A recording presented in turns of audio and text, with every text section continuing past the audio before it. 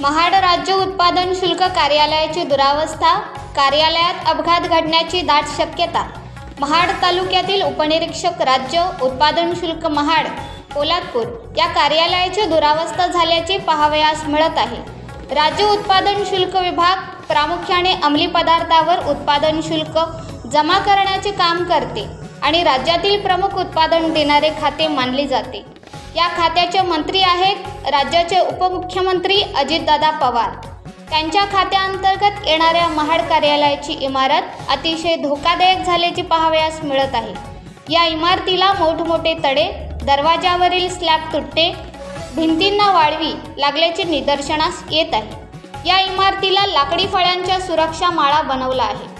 तो सुरक्षा माळाच धोकादायक बनला असून याकडे सार्वजनिक बांधकाम विभागाचे दुर्लक्ष झाल्याचे पाहावयास मिळत आहे। या इमारतीमध्ये अपघात घडण्याची वाट बांधकाम विभाग पाहते का, असा सवाल उपस्थित होत आहे। Bureau report, Swaraj live, Mahad, Raigad.